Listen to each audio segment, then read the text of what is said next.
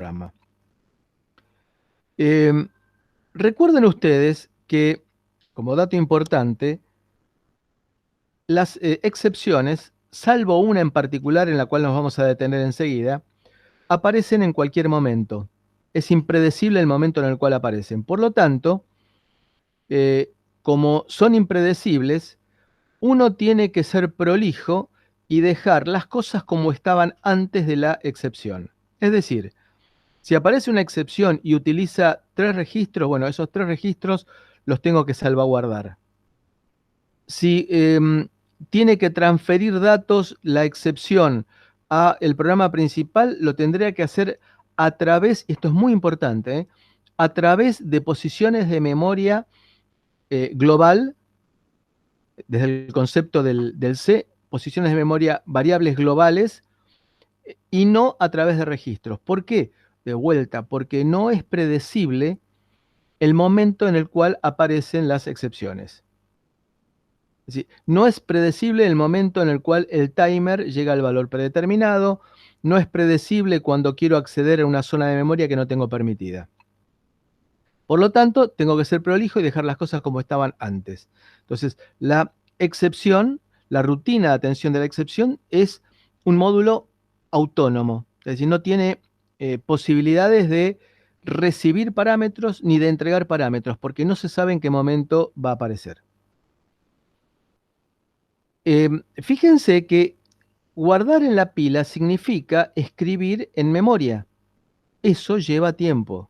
Por lo tanto, si es posible, voy a tratar de entrar en excepción la menor cantidad de veces posible. ¿Qué significa esto? ¿Por qué? ¿Por qué motivo, en primer lugar? Porque voy a perder tiempo. Cada excepción nos lleva 12 ciclos de reloj de entrar y 12 ciclos de reloj de salir. Entonces, lo que nos va a convenir es, por ejemplo, acumular. ¿Cuántas veces nos pasa a nosotros que estamos estudiando y tenemos que ir a la biblioteca a buscar un apunte, un libro, alguna información que necesito para lo que estoy estudiando? Y como me da fiaca, junto varias cosas y voy y me levanto una sola vez. Análogamente, viéndolo en nuestro microcontrolador, nosotros tenemos la posibilidad de trabajar con la UART, la unidad de comunicación serie, que es idéntica a la que tenía la PC en la época que traía comunicación serie.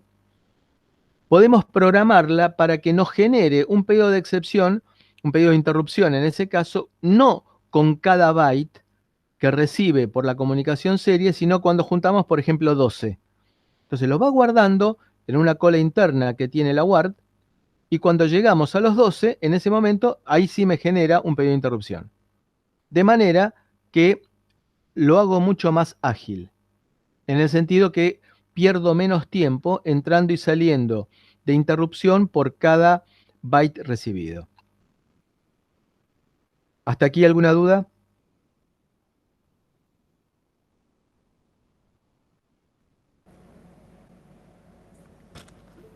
¿Me van siguiendo hasta aquí? Marcelo, la recepción de cada byte igual no llevaría una interrupción, o sea, tiene que guardarlo en algún lado, ¿eso Sí, cómo lo sí. atiende? Yo puedo programarlo para, digamos, puedo programar la UART.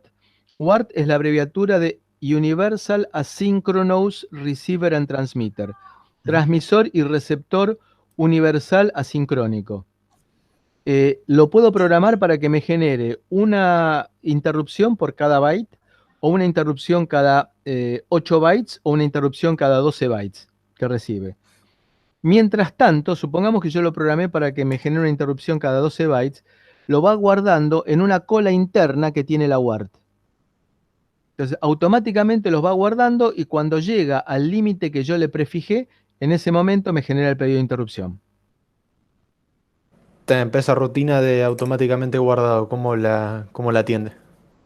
Y después cuando llegué, bueno, a ver, yo programo la UART para que me genere interrupción cada 12 bytes. Entonces llega el primer byte, lo guarda en una cola interna que tiene la UART. Sí. Y así va con el segundo, tercero, cuarto, quinto. Cuando llega al duodécimo byte recibido, en ese momento me genera la interrupción. Y yo voy y leo de un saque 12 bytes y vacío la cola.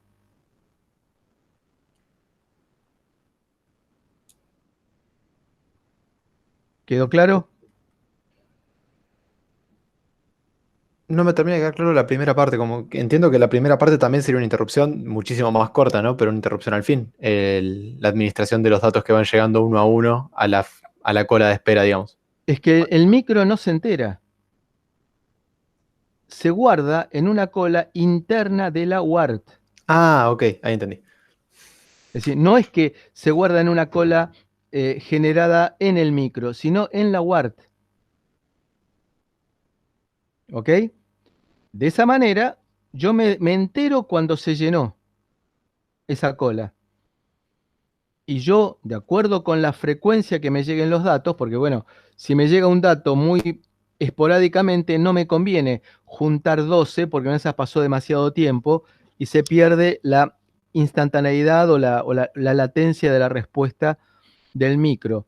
Entonces, de acuerdo con la situación, si se trata de datos que llegan muy esporádicamente de uno al otro, lo que hago es ir atendiéndolos de a uno. Yo programo para que entonces llegue un byte y me genere interrupción. Ahora, si son datos que vienen muy seguidos y que no me conviene a mí perder mucho tiempo entrando y saliendo en interrupción, lo que hago es, como voy a tardar poco tiempo en llenar los 12 bytes, que me diga llegaron 12 bytes y ahí me genera un pedido de interrupción.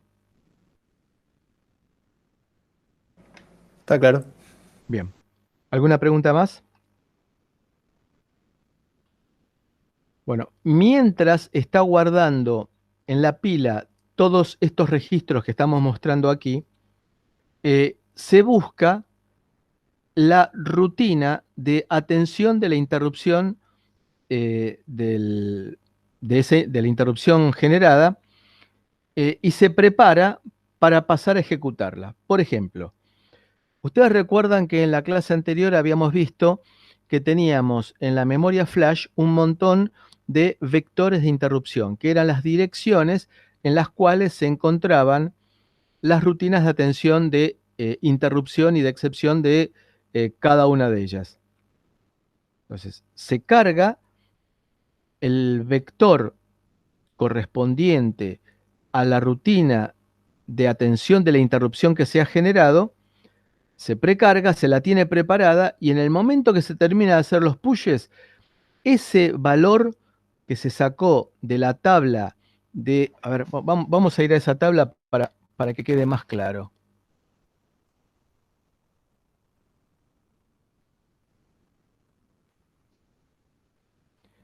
Esta tabla. Entonces, supónganse ustedes que se me generó una interrupción del watchdog. Bueno, entonces vendrá, vamos, no era esto, acá.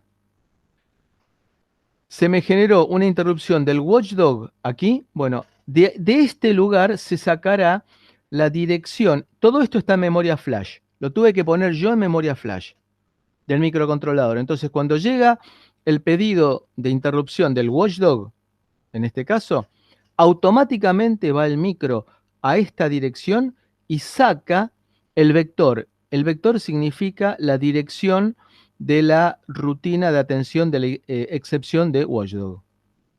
Y pasa a ejecutarla. ¿Qué es lo que decíamos? Estábamos diciendo aquí.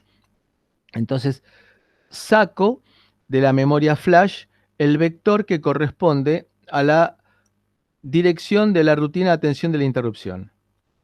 Bueno, todo esto está listo, ya preparado para que cuando se terminan todos esos push en la pila, recuerden que la pila está en memoria RAM, cuando guardé todos esos registros en la pila, paso a ejecutar la rutina de atención de interrupción.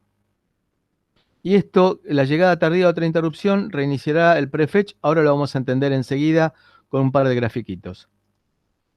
La salida es al revés.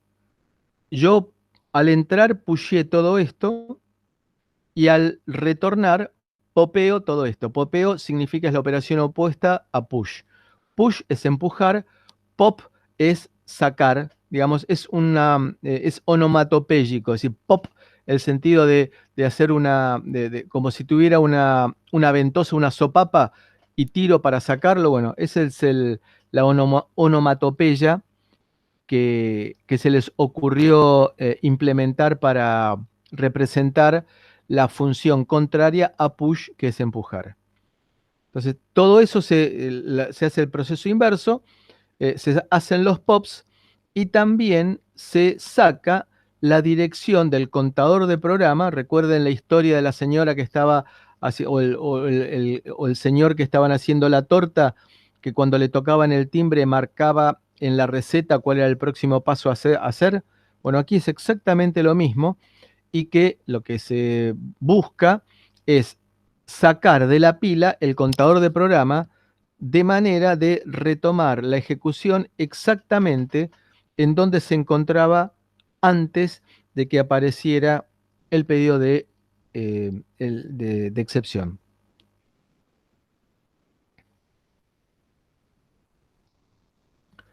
Así es como queda la pila. En la pila nos va a quedar, es decir, acá tenemos el puntero a la pila antes de la interrupción. Aparece la interrupción / excepción y se guarda el Program Status Register, el contador de programa, el Link Register, los registros R12, que dijimos que es un registro borrador o scratchpad en inglés, y los registros R0 a R3, que son los que se utilizan para pasar parámetros a funciones y devolver resultados de las funciones. Todo esto se guarda automáticamente, sin que yo tenga que hacer nada. Si voy a utilizar algún otro registro, bueno, en ese caso, ese otro registro me voy a tener que encargar de guardarlo yo en la pila y restaurarlo al terminar, porque, es muy importante esto, todo tiene que quedar exactamente igual que como estaba una instrucción antes de que apareciera el pedido de interrupción. Queda el puntero a la pila apuntando a la última posición de memoria ocupada. Así que queda el puntero a la pila, y fíjense que el puntero a la pila va decreciendo. Cada vez que se guarda algo en la pila, decrece. Es decir, empezamos en el valor 1C y terminamos en el valor 0. Cuando hacemos la operación inversa, que es el pop, se incrementa. Hemos hablado de los varios modos de trabajo que tiene el microcontrolador. Habíamos dicho que justamente la posibilidad de tener varios modos de trabajo era lo que nos permitía implementar un sistema operativo en tiempo real con la familia Cortex, que no se podía hacer con los procesadores anteriores porque no estaban preparados para ello. Dijimos nosotros en las clases anteriores que podíamos tener las tareas corriendo en un modo que llamábamos de usuario no privilegiado, que lo llamábamos user thread, y que tenía un montón de restricciones. No podía acceder a toda la memoria, sino a la zona de memoria que me permitieran. No podía acceder a todos los periféricos, sino solamente a los periféricos que me permitieran. Lo cual era importante desde el punto de vista de que yo desde la tarea, enseguida, dentro de un rato vamos a entender qué significa tarea. Desde la tarea no puedo hacer un gran daño si me mando una macana en la programación. Es decir, no puedo destrozar nada porque no puedo acceder a la parte sensible, no puedo acceder a la zona de las variables del sistema operativo, no puedo acceder al controlador de interrupciones para hacer algún desastre, lo tengo prohibido. Ahora, ¿qué pasa si yo necesito, por ejemplo, aumentar la prioridad de la interrupción que estoy ejecutando o acceder al bit 5 del puerto 2 que no tengo permitido? No puedo acceder desde la tarea, desde el modo user thread.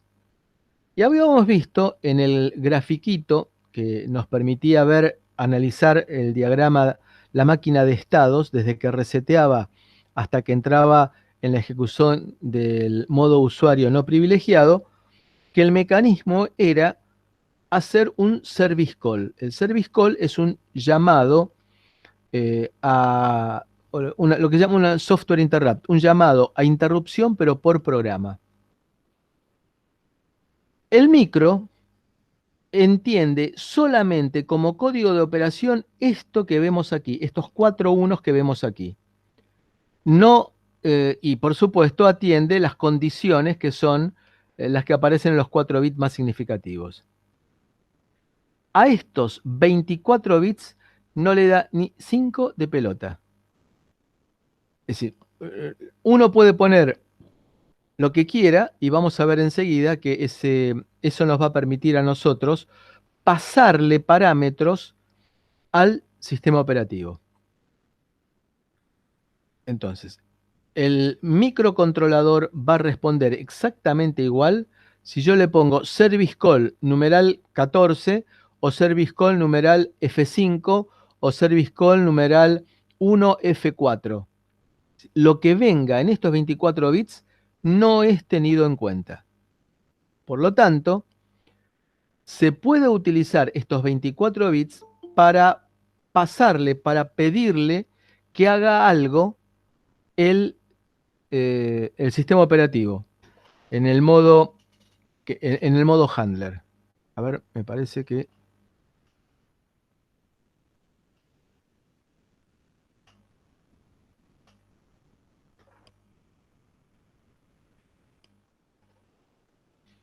Parece que hay alguien que está queriendo entrar.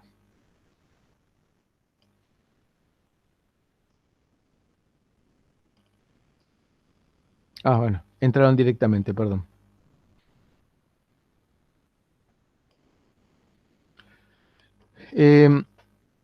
Entonces, este es el punto en el cual tengo que ver cómo me pongo de acuerdo yo No con... está presentando más, ¿eh? ¿No? No. Bien, gracias.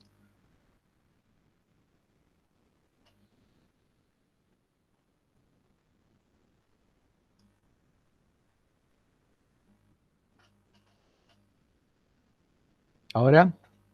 Sí, ahora sí. Sí, Bueno, ahora sí. decía, me tengo que poner de acuerdo conmigo mismo, es decir, yo diseñador de un sistema operativo, me tengo que poner de acuerdo conmigo mismo para decirle, cuando yo te mando service call 14, numeral 14, voy a querer pedirte que me aumentes la prioridad de la interrupción que estamos ejecutando. O bien decirle con service call 4F que quiero acceder al bit 5 del puerto 2. Para lo cual voy a aprovechar que el micro no va a hacer nada con los 24 bits que yo le coloque aquí. El compilador sí lo entiende porque el compilador fue creado en forma cómplice con la idea de utilizarlo para el desarrollo con sistemas operativos en tiempo real. Veamos, ¿cómo usamos Service Call para hacer un pedido desde el modo User, Thread, al modo Handler? Lo que vemos aquí a la izquierda se trata de programa, de un tramo de programa, un tramo de código. Entonces, está ejecutándose con el contador de programa en el valor n, está ejecutándose un código de operación cualquiera. Sigue avanzando, se pasa a ejecutar el código de operación siguiente, se pasa a ejecutar el código de operación siguiente y se llega al service call 14, que se encuentra en el valor original que teníamos de contador de programa más 12, más 4, más 8, más 12. 0C es 12. ¿Qué hace? Entonces el microcontrolador encara la ejecución dándose cuenta que tiene una instrucción que se llama service call, que era esta que vimos recién, en la cual este número 14 que aparece acá me lo metió el compilador de prepo. El micro no le da ni 5 de pelota a este 14. Entonces, ahora yo diseñador de sistema operativo tengo que ir a rescatar ese 14 que apareció allí para tomar decisiones utilizando o un switch case o punteros a función o cualquier otra alternativa que se me ocurra, para ejecutar, por ejemplo, con numeral 14, yo lo que quise decir era subir la prioridad de la interrupción. Ahora, esto, don José Arm no le importa un cuerno. Es decir, el numeral 14 va a ser un acuerdo que voy a hacer yo como usuario conmigo como diseñador del sistema operativo. O al revés, el diseñador del sistema operativo me dice, si vos querés utilizar la función de incrementar la prioridad de esta interrupción, mándame un service call 14. Entonces yo ya me entero y que significa aumentar la prioridad. Veo si te la puedo aumentar. ¿Cómo es que lo hace? Entonces, el contador del programa queda apuntando a 1,0. 12 más 4. Recuerden que cada código de operación es de 32 bits. 12 más 4 es 16. En hexadecimal es 010. Entonces, esto es lo que me quedó en la pila cuando hice el service call. Esto es la fotografía de cómo me queda la pila después de hacer los push que aparecen con cualquier excepción. El service call es una excepción muy particular porque se hace por programa. Y me queda entonces el valor el próximo, la próxima instrucción a ejecutar, la historia de quien estaba haciendo la torta y marcaba en la receta cuál era el próximo paso de la receta. Y me queda aquí guardado. Entonces, voy a la pila, yo sé en qué lugar está la próxima instrucción a ejecutarse, y lo que hago es utilizarla como puntero, restarle 4 para apuntar a la anterior, a esta, y de ahí leer la posición de memoria que se encontraba, en la que se encontraba el service call, y de allí, a través de una máscara, hacer una AND con 0 en los 8 bits más significativos, 0, me quedo con el numeral 14. Entonces ahí, con el numeral 14, entro en un switch case o entro en un puntero a función o lo que sea y paso a ejecutar lo que yo pedí de acuerdo con las funcionalidades que me dio el diseñador del sistema operativo. ¿Quedó claro esto?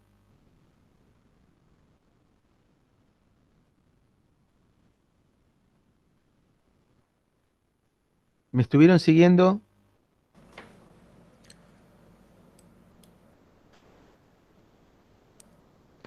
Sí, sí. ¿Seguro? ¿No hay ninguna duda? De mi parte no. Bueno.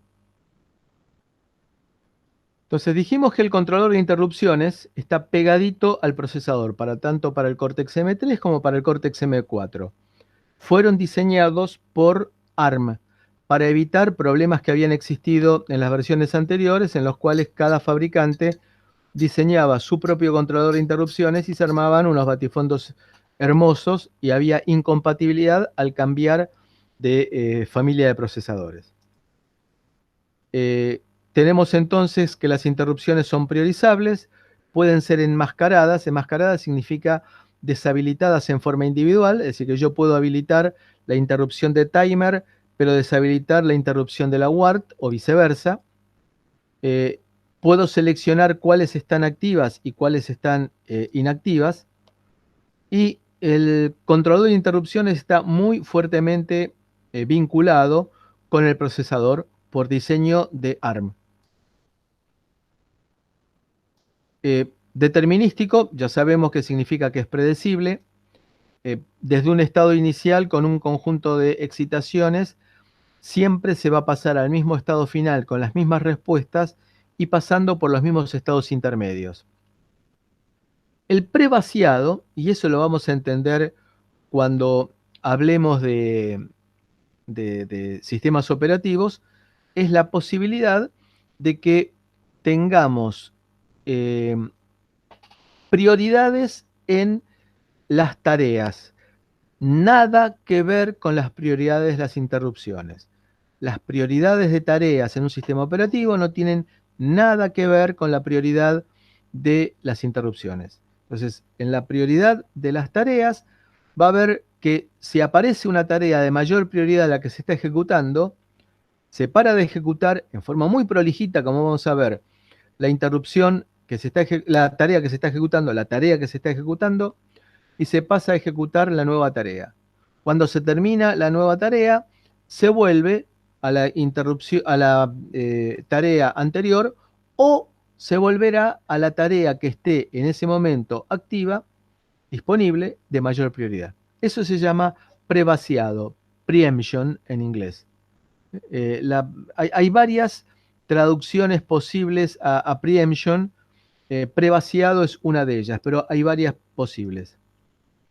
Tail chaining va a ser el encadenado de interrupciones, y eso lo vamos a ver enseguida, que nos va a quedar bastante claro con un dibujito.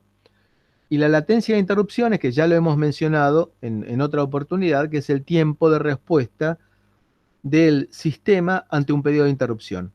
Lo ideal es que la latencia de interrupciones, el tiempo de respuesta, sea lo menor posible y aparte que sea predecible, es decir, que haya un determinismo en la latencia de interrupciones. Se tardan 12 ciclos de reloj en entrar, se pasa a ejecutar la rutina de atención de interrupción y si aparece, si se termina, acá está mal, debería decir POP, cuando se termina la interrupción, se tardan 12 ciclos en volver de la interrupción. Esto se debe a un flanco creciente o a un nivel positivo de la patita de interrupción. Los Cortex M básicos tienen 12 ciclos de reloj para entrar en excepción y 12 ciclos para retornar, que es el tiempo fundamentalmente que se tarda en hacer push o en hacer pop de memoria. El antecesor de Cortex, que se llamaba ARM7, tiene una latencia de interrupciones y fíjense, esto es una verdadera porquería, porque es variable, depende de las condiciones, depende del contexto para que sean 24 o 42 ciclos de reloj para entrar en interrupción y 16 para el retorno, es decir que no es determinístico, porque en un caso para entrar en interrupción tardaremos 24 y en otro caso tardaremos 42. ¿Qué es el tail chaining? Bueno, veámoslo en un gráfico. El tail chaining es, para entenderlo mejor, veámoslo desde el punto de vista de la historia con el ARM7. El ARM7 era realmente muy complicado porque tardábamos 26 ciclos de reloj en entrar en interrupción, y si nos aparecían simultáneamente dos interrupciones, como vemos aquí, IRQ1 de mayor prioridad que IRQ2, hago un paréntesis. La simultaneidad no existe. Una señal aparecerá un femtosegundo antes que la otra, pero no existe la simultaneidad absoluta. Cierro paréntesis. Entonces, supongamos que dentro del mismo ciclo de reloj aparecen IRQ1 e IRQ2. Entonces, desde ese punto de vista, dentro del límite de un ciclo de reloj, las dos son simultáneas. Entonces, lo que se hace es, se pasa a ejecutar, por ejemplo, hago el push para pasar a atender la rutina de atención de interrupción número 1, hago los pop correspondientes e inmediatamente vuelvo a hacer los push. Esto es absurdo, porque restauro de la pila registros que inmediatamente vuelvo a guardar. Y acá vemos por qué tardamos 42 ciclos de reloj. Porque tenemos que para atender a IRQ2 tenemos que hacer el pop de la rutina de atención e interrupción anterior más el push de la nueva. Y luego pasamos a atender la rutina de atención de interrupción correspondiente a 2 con sus correspondientes pops. En el caso de Cortex M, lo que tenemos es un push y acá lo que hacemos es cambiar de vector de interrupción. No hacemos los pops y no hacemos los push. Aquí lo que hacemos solamente es cambiar el vector y pasar a atender la rutina de atención de la interrupción 2. y luego hacemos un único pop. Esto es el tail chaining. Esto que vemos aquí es el encadenamiento de interrupciones.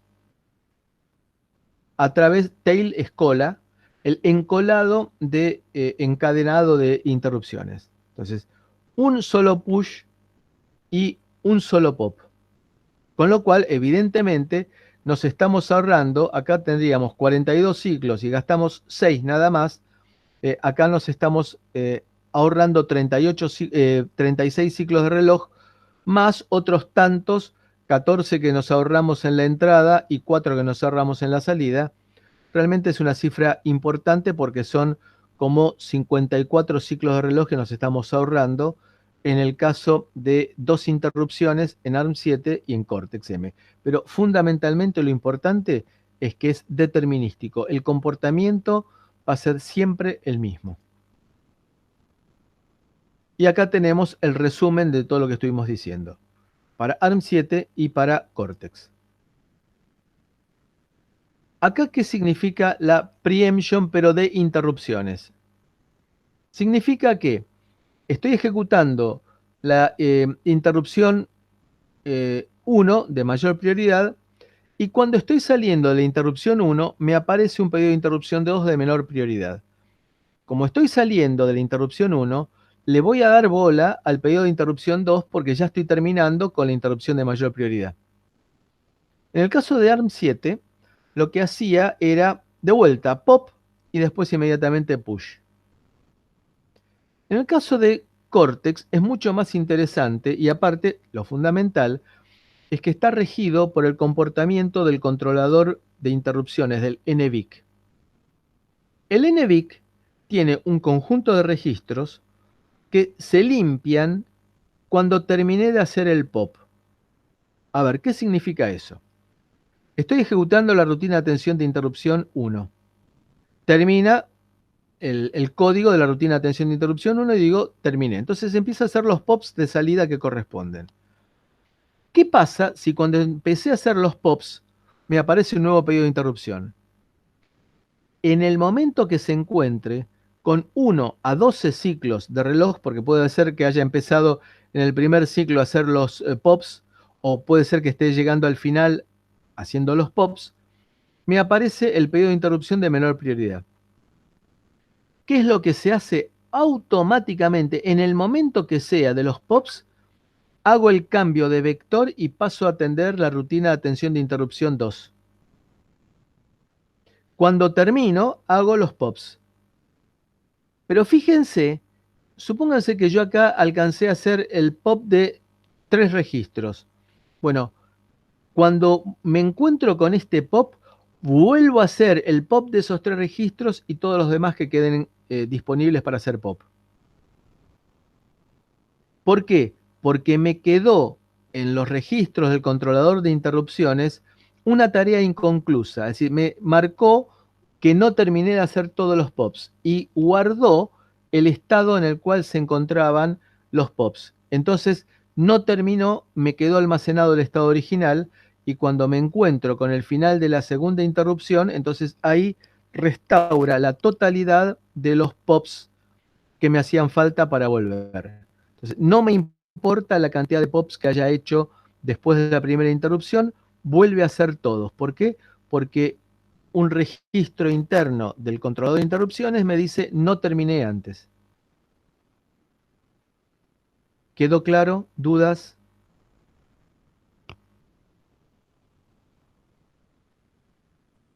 En este caso, pasado por ejemplo el ciclo 13 de pop, ya tendría que terminar el pop completo y hacer un push 2, un push de Y vuelta. ahí sí, y ahí sí. Por eso, de 1 a 12, si pasé de 12 significa terminar de hacer los pops y por lo tanto se limpia el registro que estaba de interrupción pendiente que tenía el NVIC. Ah, no, me confundí con la línea de arriba, creí que tenía que llegar hasta 16. No, está bien, con 12 ya llega. Está. Bien, y acá está el resumen. Y ahora, ¿qué pasa si estoy ejecutando una interrupción de baja prioridad y me aparece un pedido de interrupción de mayor prioridad? Bueno, en el caso de ARM7 hacía una cosa ridícula que era push e inmediatamente push nuevamente. En el caso de Cortex, lo que hace es un solo push, es decir, ese mismo push me sirve tanto ya sea para la IRQ2 que empezó antes, como para la IRQ1 que viene después, pero en el momento en el cual que tiene que tomar la decisión de qué rutina de atención de excepción va a ejecutar, se fija cuál es la de mayor prioridad. Eso lo hace el controlador de interrupciones y por lo tanto pasa a atender la rutina de la interrupción de mayor prioridad, que en este caso es ISR1. Bueno, y después el resto es común, los 6 ciclos para conmutar de rutina de atención de excepción y luego los POPs. Entonces, es mucho más eficiente en el manejo del tiempo Cortex que su predecesor ARM7. Tenemos aquí el resumen. Bueno, la tabla de vectores queda constituida de esta manera. ¿Sí? Acá están todos los vectores de las interrupciones y las excepciones. Y acá nos aparece algo muy interesante. En la posición de memoria 0, voy a tener que escribir yo, repito, voy a tener que escribir yo como programador la dirección inicial que va a tener el puntero a la pila principal, el main stack pointer, el puntero a la pila que corresponde al modo privilegiado. Luego vendrán los vectores separados, por supuesto, cada vector por 4 bytes, porque cada vector son 32 bits que corresponden a la dirección de la rutina de atención de interrupción, y luego empezaré a guardar a partir de la posición de memoria 4.0 los vectores de interrupción propiamente dicho, de la interrupción 0, 1 y así sucesivamente hasta llegar a la última interrupción. Recuerden, interrupción producida por fenómenos externos. Las que se encuentran entre la 1 y la 15 son producidas en forma interna, como por ejemplo el que es más fácil de entender, el Memory Management Fault, que es la falla por gerenciamiento de memoria cuando estoy tratando de acceder a una zona de memoria que no tengo permitido. ¿Por qué se llama tabla de vectores inicial? Porque esta es la distribución de los vectores en el momento inicial, es decir, después del reset. Puedo, durante la programación, si quiero, cambiar la ubicación del vector. Tengo forma de cambiar los vectores y llevarla, por ejemplo, si quisiera a memoria RAM. No es frecuente que se tenga que hacer, pero puedo reconfigurar la ubicación de los vectores de interrupción. Acá viene una pregunta importante. Si ustedes, vamos un poco para atrás.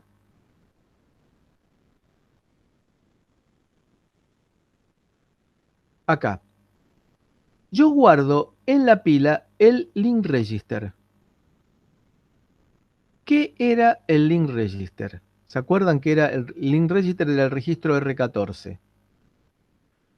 La traducción sería el registro de linkeo o el registro de vinculación. ¿Para qué servía? ¿Para qué se utilizaba?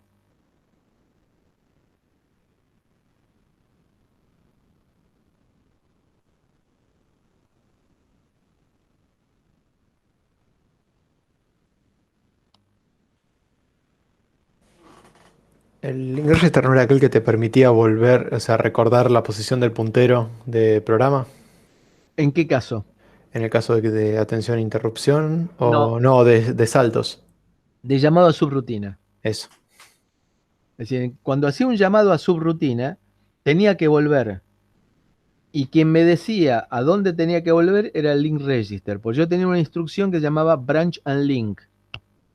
Entonces, esa instrucción branch and link, lo que hacía el link significaba que guardaba en R14 automáticamente la dirección de retorno.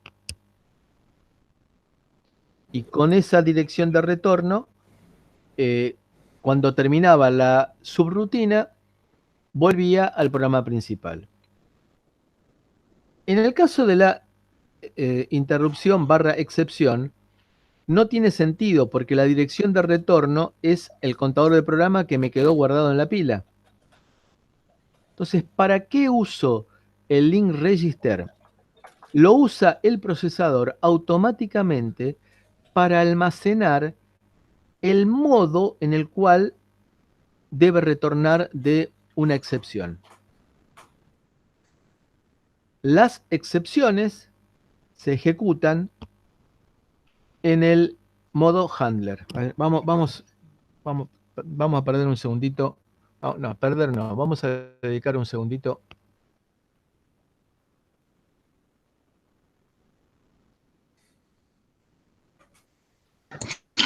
Marcelo, lo que acaba de decir es que la dirección de las excepciones se va a almacenar en el link register. No, ¿O entendí lo que mal? yo dije es que a dónde debo retornar me queda almacenado en el link register. Eso le dije. Y ahora vamos a tratar de entenderlo.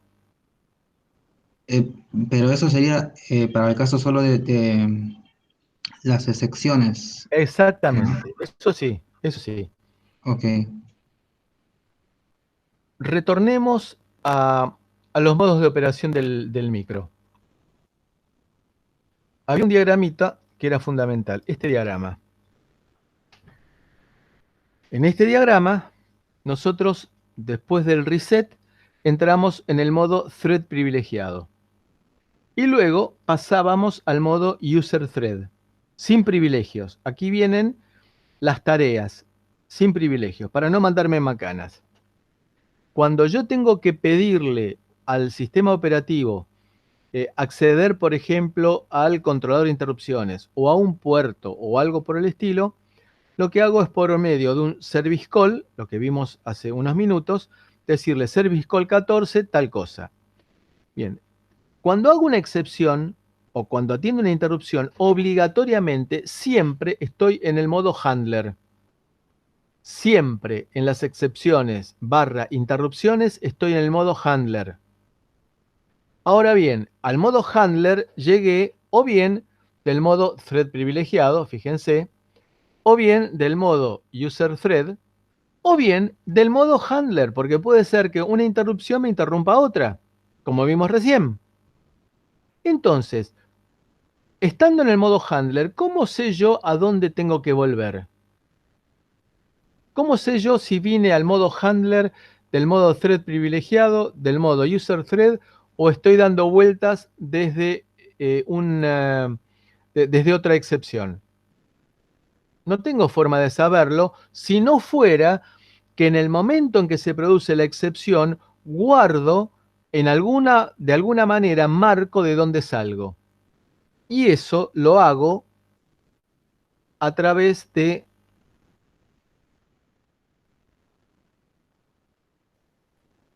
Y eso lo hago a través del registro R14. En el registro R14, entonces, si termina en 1, lo que está guardado en el registro R14, el procesador sabe que tiene que retornar al modo handler. Si termina en 9, sabe que tiene que retornar al modo thread. Pero fíjense, al modo thread, pero con el main stack pointer, es decir, al modo privilegiado, al modo thread privilegiado. ¿Por qué? Porque el main stack pointer es el puntero a la pila principal, el que se ejecuta en modo privilegiado. Y si termina en D, lo que hace es volver al modo thread, pero al modo user thread, porque utiliza el process stack pointer, es decir, el stack pointer de menor nivel.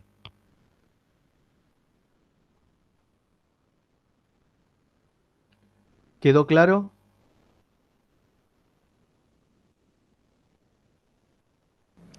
¿Qué se hace con el valor que pudiera tener en aquel momento el R14?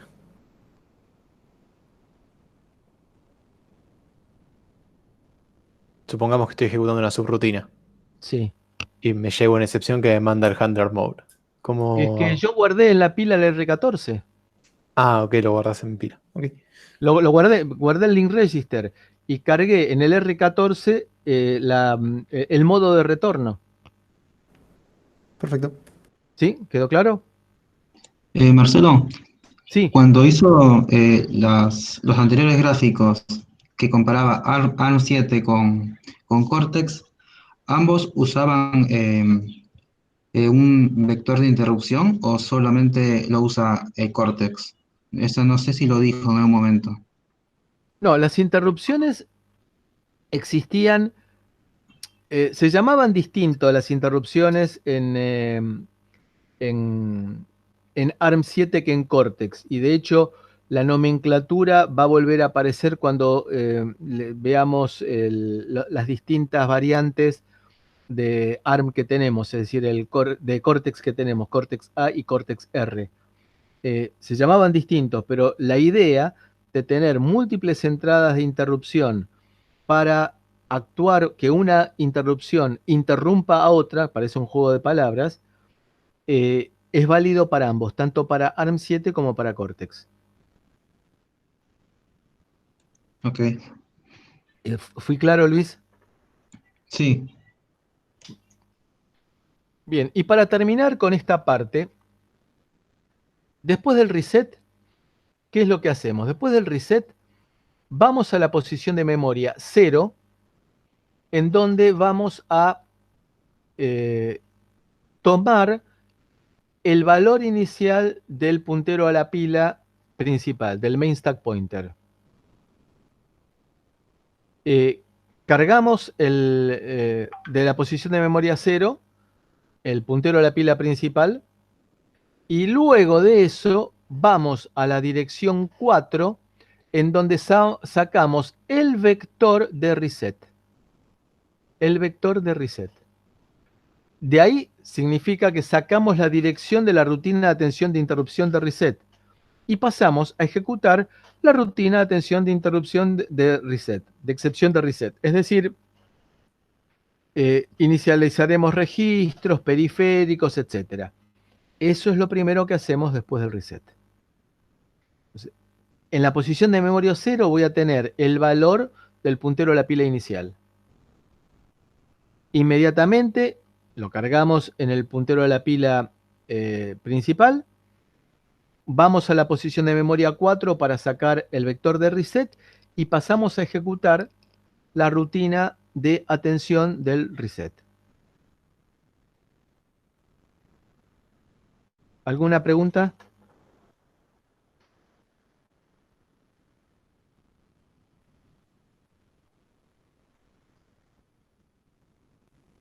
Por ahora nada. Bien. Vamos a hablar un poquito, introduciendo el concepto de sistemas operativos en tiempo real. Todo esto es con autorización de alguna gente macanuda que me dio documentación. Ahí hay un señor que se llama Jack Gansel, que es uno de los gurúes de los sistemas embebidos, que hace muchos años había sacado un video y lo había puesto en internet cuando era muy novedoso los webinars, no existía YouTube todavía. Y yo lo que había hecho era entrar en ese video e ir capturando imágenes que fueron utilizadas posteriormente. Y como habíamos tenido una mala experiencia con alguien que vamos a mencionar en un minuto más, se me ocurrió, como tenía el libro original de este hombre y aparecía su correo electrónico, se me ocurrió pedirle autorización contándole lo que yo estaba haciendo. Y el tipo tuvo un gesto realmente notable. Dice, ¿para qué se toma tanto trabajo? Tome, acá tiene mis PowerPoint originales, utilícelo para sus clases. Y análogamente, este colega egipcio que aparece al final, Amr Ali, algo parecido, que nos pusimos en contacto porque damos materias parecidas, e intercambiamos material, y este hombre solamente me pidió que lo mencionara explícitamente porque eso le daba a él dentro de la Universidad Egipcia, le daba jerarquía y le servía para el equivalente a sus concursos, y bueno, ha sido hecho con el apoyo de mucha gente. Bibliografía. Este es un libro viejo, que el autor es Lamy, debe tener 20 años este libro, pero es un libro medular conceptuoso. Este es un folleto muy bueno, que lo pueden googlear de internet. Este es libre y gratuito, este es un libro. Después tenemos, este también, el Burns and Wellings, es un libro tradicional, en el cual se habla de lenguajes de programación para tiempo real. Este es un sitio en el cual les recomiendo que entren, que se puede llegar a conseguir una gran cantidad de libros ofrecidos con fines académicos. Uno los puede descargar completos, Getpedia. Y luego tenemos, este es otro muy buen libro, que es un manual, un libro de referencia. Y este es el que vamos a utilizar nosotros para la parte práctica, porque vamos a utilizar el FreeRTOS como sistema operativo. Este FreeRTOS está generado, producido, fabricado por el señor Richard Barry. Hace unos años le pedimos autorización para, porque este libro se vende, le pedimos autorización para fotocopiarlo y tenerlo, porque era muy oneroso que cada alumno tuviera una copia que costaba, no me acuerdo si 15 o 25 dólares, una cifra muy importante. Bueno, la respuesta que nos dio fue terrible, más o menos algo así como que si hacíamos eso iba a gestionar que no pudiéramos entrar nunca más en Estados Unidos, en serio, ¿eh?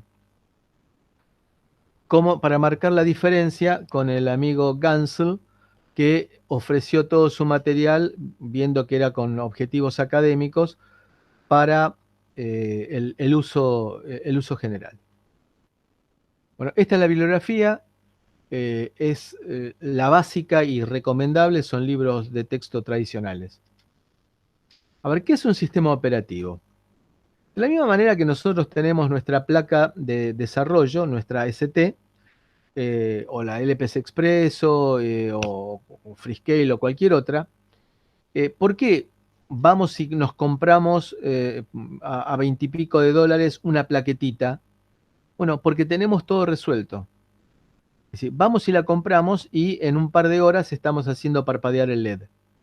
No tengo que diseñar el circuito impreso, diseñar el esquemático, diseñar el circuito impreso, mandar a fabricarlo, conseguir los componentes, armarlo y que falle algo. Acá es una plaquita que yo compro, en la cual tengo toda la documentación necesaria para que si después yo quiero hacer mi propia placa, en base a la placa de desarrollo que estoy utilizando, no tengo que pagar nada, porque tengo el esquemático y yo sé que voy a utilizar este componente sí, este no, este sí, este no, y hago una placa diseñada por mí en base a la que he utilizado, sacando aquellos componentes que yo no utilizo o poniendo sobre la placa aquellos componentes que yo he puesto en un shield, como puedo hacer sobre mi placa STM32.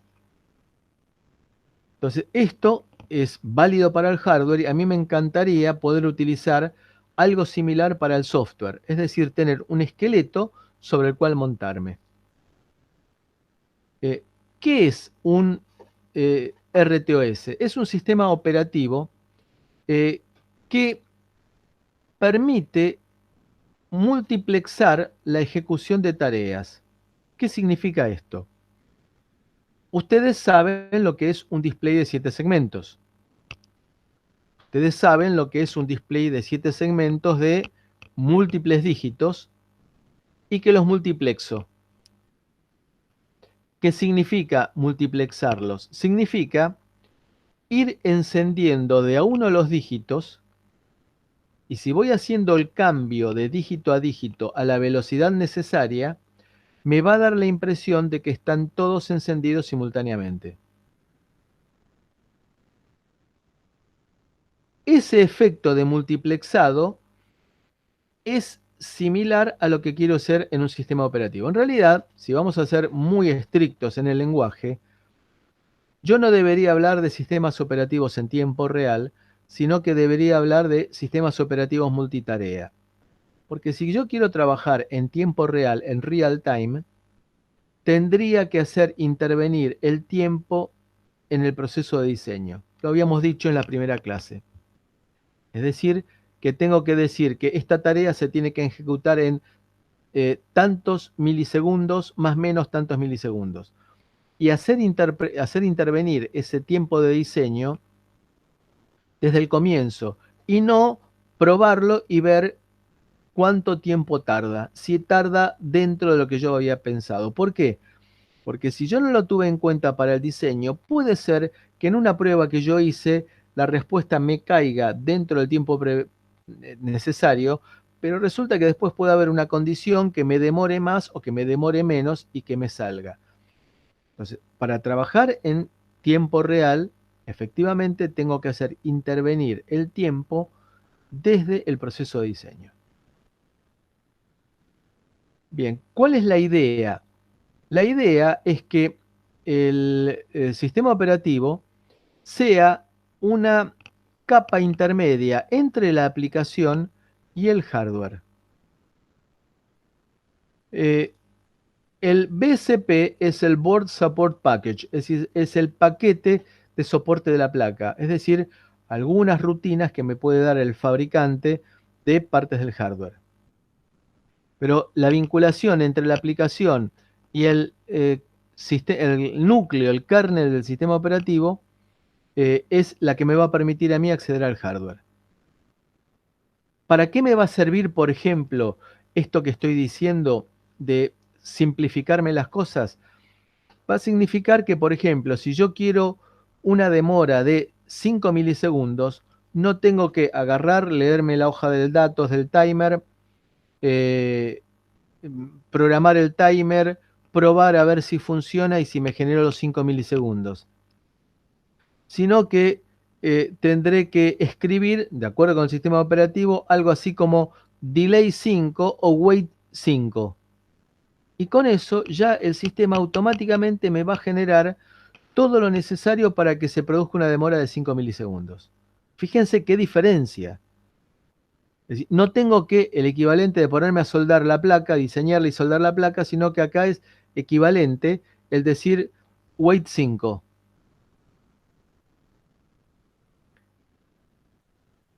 Entonces, ¿qué es un sistema operativo? Son un conjunto de programas que ayudan al programador a varias cosas. En primer lugar, a practicar ampliamente el KISS, el Keep It Short and Simple, porque me va a obligar a mí a trabajar en modulitos.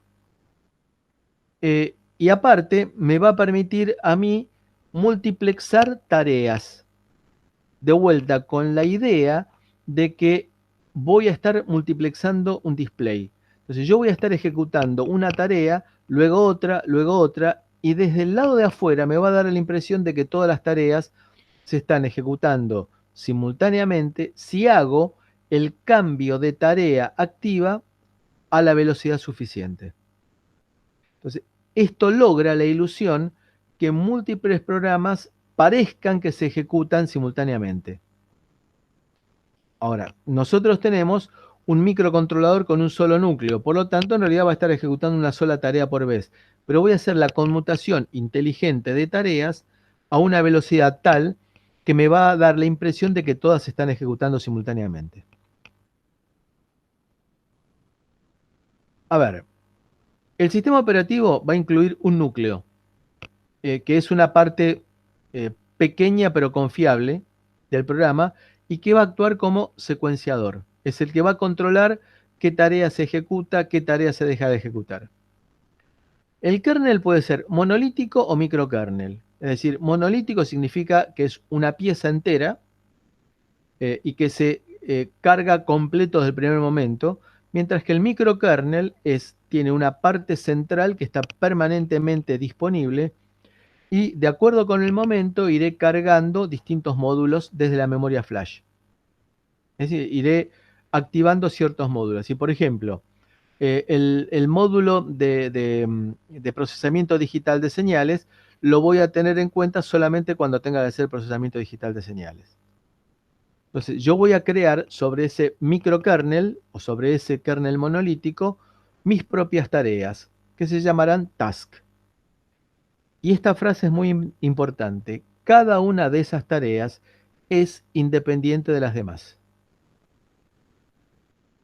Esto es importante para destacar. No puede ser que una tarea dependa directamente de otra, porque eso significaría que no son dos tareas, sino que son una sola encadenada. Lo cual no significa que no tenga forma de comunicar una tarea con otra. El kernel va a encargarse de conmutar las tareas según algún algoritmo de planificación. Y para redondear esta parte, imaginemos que el kernel nos da en un edificio el techo y el piso. Entonces, nosotros tendremos que escribir tareas. ¿Qué significa escribir tareas? Significa, por ejemplo, una tarea que sea barrido de teclado. Otra tarea que sea actualización del display. Otra tarea que sea lectura de puerto serie. Y así sucesivamente hasta llegar a la tarea N. Entonces, yo escribí estas tareas. Ahora, lo que se va a encargar el kernel es de multiplexar la ejecución de las tareas. Entonces, yo crearé las tareas y el kernel se va a encargar de multiplexarlas. Es decir, actuará la tarea 1 primero, apagará la tarea 1, activará la tarea 2, apagará la tarea 2, luego la tarea 3, así sucesivamente hasta la tarea N, y vuelvo a la tarea 1. Esto significa que lo tendré que hacer este multiplexado de tareas a la velocidad suficiente, como para que me dé la impresión de que todas las actividades se están haciendo simultáneamente. ¿Alguna consulta? Yo tengo una duda, pero ¿qué es un programa que maneja otro programa? O sea, No, se cortó un momentito la comunicación. digo, es el kernel, es un programa cuya función es multiplexar a otro programa. Claro, el kernel es bastante más que eso. El kernel va a tener funciones para crear las tareas. Es decir, crear las tareas significa tenerlas en el flash la memoria flash del microcontrolador, pero ponerlas activas. Es decir, me encargo ahora del filtrado digital. Bueno, tendré una tarea de filtrado digital en la memoria flash y ahora yo la activo, la prendo, la enciendo, la pongo en este gráfico en la tarea 3, por ejemplo. Y luego el kernel se encargará de efectuar el multiplexado de las tareas que creó.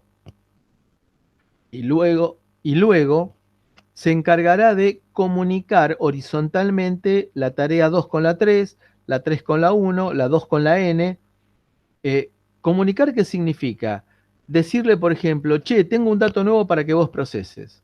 Por ejemplo, la tarea 2 se encarga de tomar los datos de un conversor analógico a digital. La tarea N se encarga de hacer el filtrado digital de los datos adquiridos por la tarea 2. Entonces, la tarea 2 llenó el buffer para que procese la tarea N y le avisa por medio de un flag, que ahora lo vamos a llamar semáforos, le avisa, che, tengo un dato, un conjunto de datos para que vos proceses, para que vos filtres. ¿Quedó claro? Sí, pero uno dice kernel, entonces está hablando ya de sistema operativo o no Claro. necesariamente. Sí, sí. Cuando hablo del kernel estoy hablando del núcleo del sistema operativo. El kernel es del sistema operativo. Perfecto. ¿Alguna pregunta más?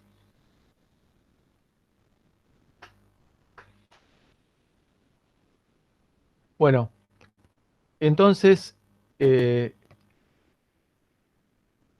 nos tomamos 10 minutos